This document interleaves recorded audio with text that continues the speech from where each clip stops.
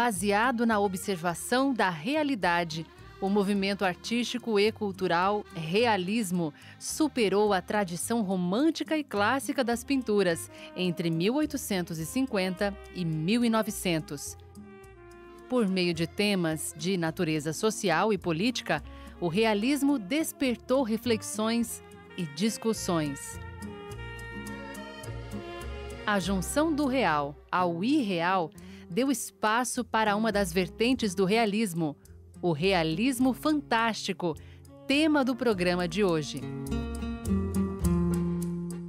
Pintor, ilustrador e poeta, o artista que vamos conhecer hoje saiu de Juazeiro do Norte, na Bahia, para São Paulo, onde desenvolveu-se como artista plástico. Eu sou Paulo Ascencio, artista plástico há mais de 50 anos. Fiz também muitas ilustrações no passado. Sou também um pouco de escritor.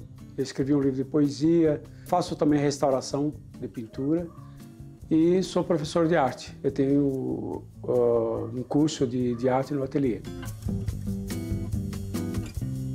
Eu acho que eu nasci com pincéis e paleta na mão. Quando criança, na época que se falava do ensino fundamental, que era o curso primário, eu era sempre convidado pela professora para fazer desenhos no quadro negro, para os colegas copiarem. Fazia retratos de festas históricas também na escola, e foi indo. O amor pela arte sempre foi crescendo, né, de uma forma que, às vezes muita gente a gente não consegue explicar por quê, né? Mas isso já veio de berço.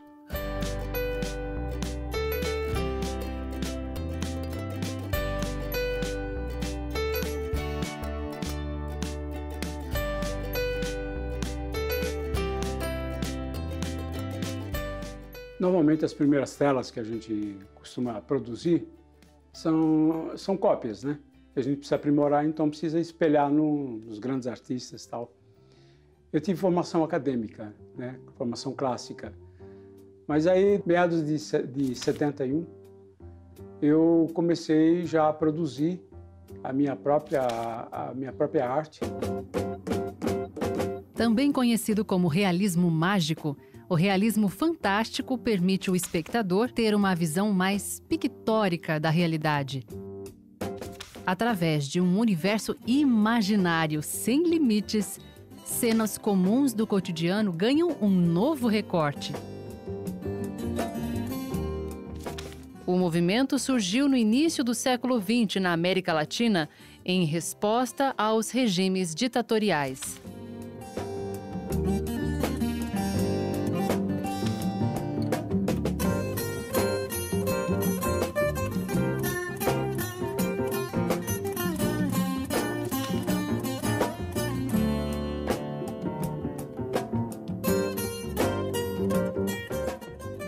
No Brasil nós temos poucos artistas que pintam realismo fantástico. Que na verdade é o seguinte, eu costumo explicar de uma maneira mais simples. Você está sentado aí, de repente você começar a flutuar, já é um realismo fantástico, né? O meu trabalho ele tem um toque de realismo e alguma coisa um pouquinho a mais que sai fora desse realismo cotidiano, você entendeu? É um pouco parente do surrealismo. Só que o surrealismo ele trabalha mais com sonhos, com o lúdico, com o quebrar das coisas, né? O meu não, é um realismo mesmo. Apareceu para mim, eu abracei, simplesmente, porque eu gosto do realismo, né? Paulo Ascencio frequentou o ateliê de Romano Abedante, teve contato com os mais diversos materiais e técnicas, absorvendo sempre dos estilos e tendências a versatilidade.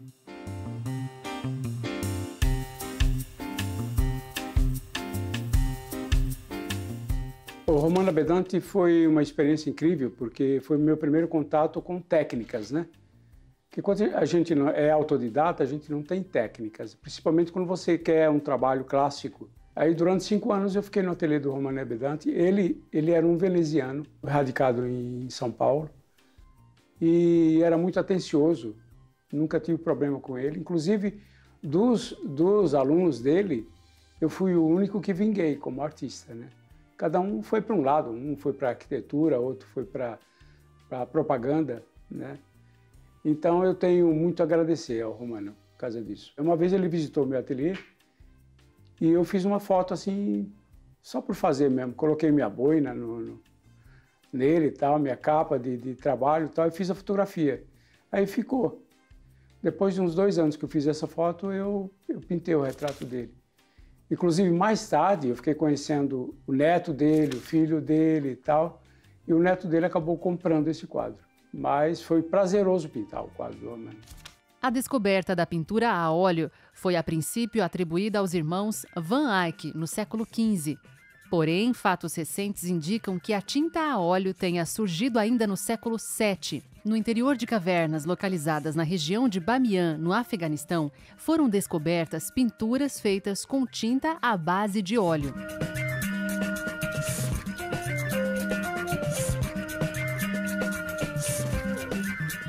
A tinta a óleo ganhou popularidade por ter lenta secagem, permitindo ao artista alterar seu trabalho quando necessário.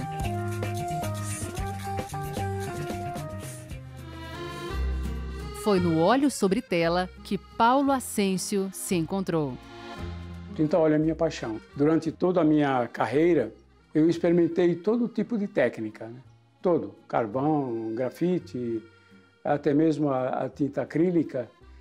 Só que a tinta acrílica, para mim, ela não me dá uma resposta boa, porque mesmo que você colocando os aglutinantes que retarda a secagem, não me facilita tanto quanto a tinta a óleo. A tinta a óleo eu brinco com ela, né? Acabou sendo o meu carro-chefe mesmo.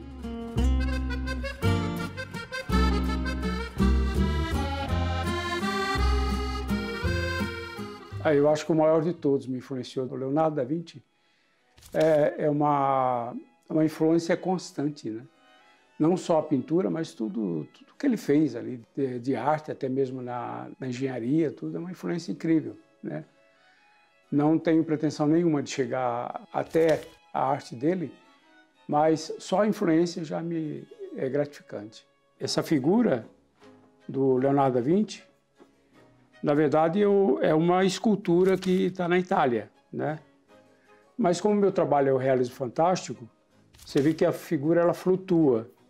E tem sempre uma forma de tratamento na figura real que extrapola. Eu transformo, por exemplo, aqui eu fiz a escultura e fiz uns pés meio quebrados tal, e deixei ela flutuando no espaço, para fazer jus ao meu estilo.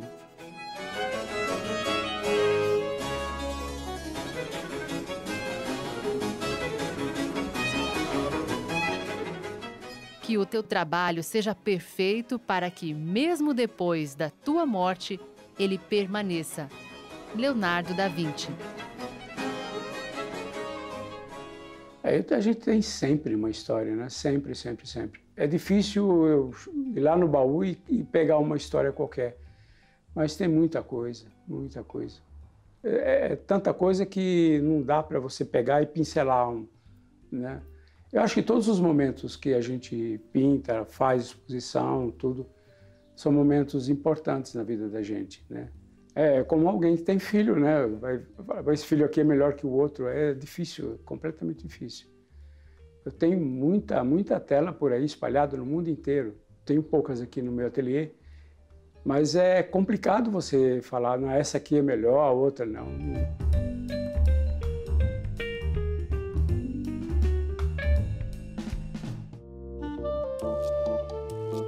No próximo bloco, a presença das esferas no trabalho de Paulo Ascencio. Bom, a arte eu considero como um sistema de comunicação entre Deus, a divindade, o que quer que seja, e eu, né? E através dessa comunicação a gente passa para um público que entende também essa linguagem, né? Não saia daí!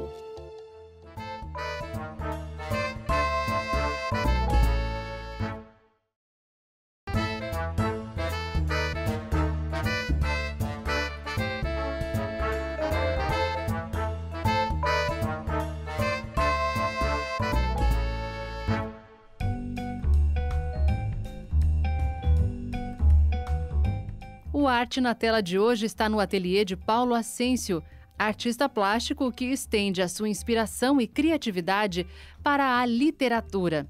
Poeta e escritor, tem a arte em sua essência. Eu acho que toda arte complementa, né? Eu acho que se eu fosse ator, se eu fosse bailarino, seria um complemento. Sempre é um complemento à arte, né?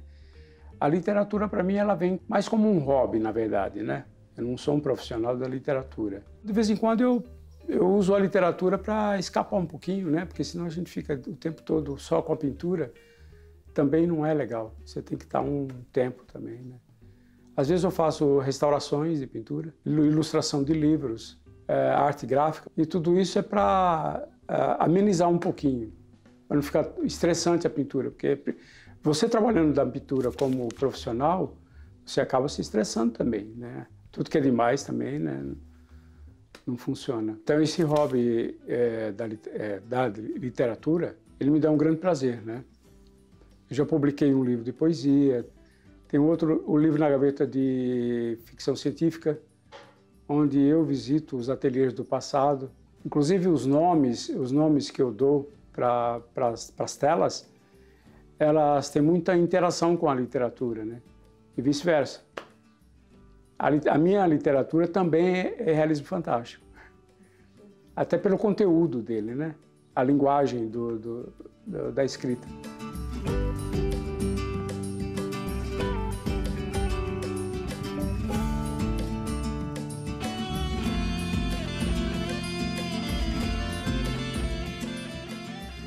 Eu faço as minhas próprias telas porque eu necessito de tramas e urdiduras na tela que me facilita o meu trabalho, né? Se eu compro tela pronta, eu vou ter que refazer a textura do jeito que eu gosto. Então é por isso que eu mesmo faço. Eu me sinto mais confortável nesse caso. Muitas vezes você começa a pega uma tela para fazer e por algum motivo a ideia escapa. E você deixa para lá e vai fazer outras e deixa ela para depois.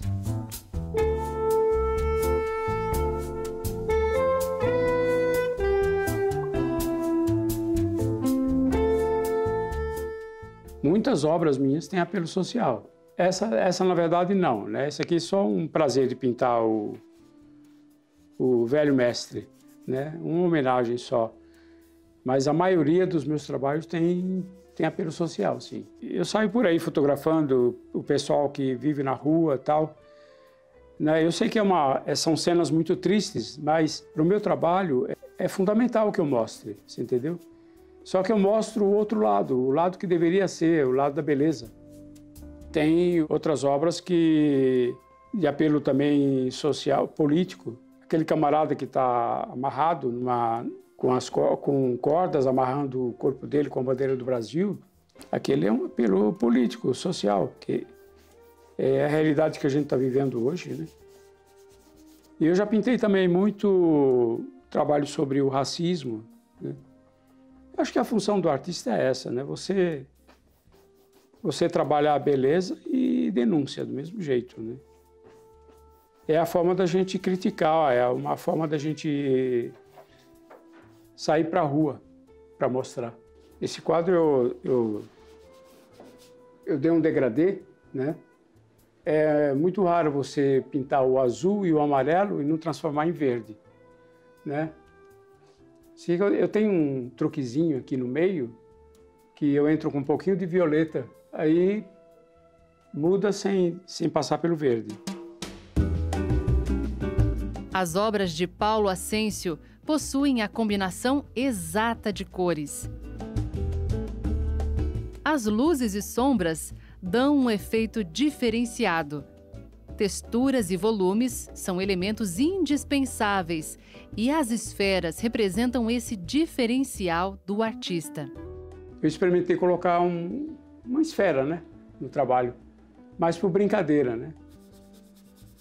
Mas como toda brincadeira séria acaba mudando o estado da coisa, eu fui colocando e foi dando certo. E as esferas, elas funcionavam como uma espécie de cor complementar, ou como se fosse uma energia presente na tela. Tem quadros que às vezes você vê a esfera, dá a sensação que é a esfera que está segurando todo o bloco de pintura, você entendeu?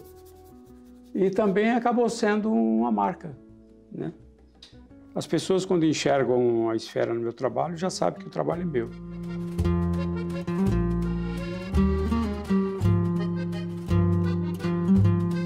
Muitos artistas pintaram autorretrato, só que eu me espelho mais no Rembrandt, né? Um grande mestre holandês. Importante retratista, Rembrandt foi um dos mais importantes pintores do barroco europeu. Retratou nobres e burgueses. Sua obra é lembrada pela forma como utilizava luz e sombra, deixando a temática principal em destaque. Quem sabe um dia eu possa superar em quantidade, né? Não sei em qualidade, mas em quantidade. Inclusive, há muitos e muitos anos, quando eu cheguei em São Paulo, o meu passeio predileto durante os domingos era visitar, ir nos concertos matinais, lá no Teatro Municipal, que era às 10 horas da manhã. Aí depois que acabava o concerto, eu ia para o MASP. E lá foi que eu conheci o Barba Nascente do Rembrandt. E eu ficava muito tempo vendo esse quadro lá, porque é fantástico, né? A obra do Rembrandt é muito boa. Foi assim durante muitos anos.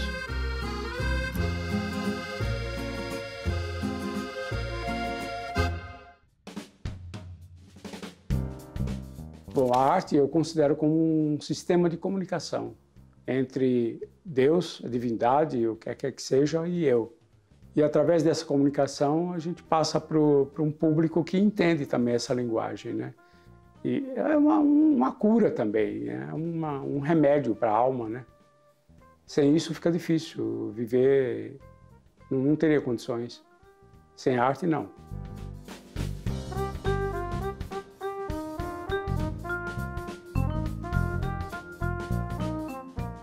Essa edição do Arte na Tela termina aqui. Nos vemos no próximo encontro com a arte.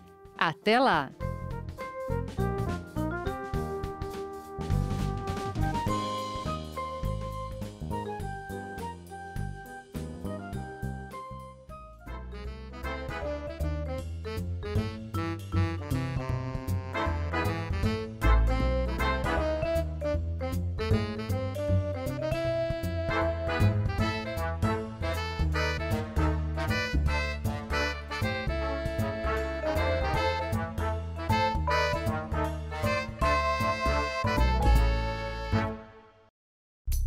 O programa Arte na Tela tem o apoio da Galeria de Arte do Templo da Boa Vontade, espaço aberto ao talento de artistas do Brasil e do mundo, com mais de 570 metros quadrados, que une cultura e espiritualidade ecumênica, localizado na Asa Sul 915, em Brasília, Distrito Federal. Informações, acesse www.tbv.com.br.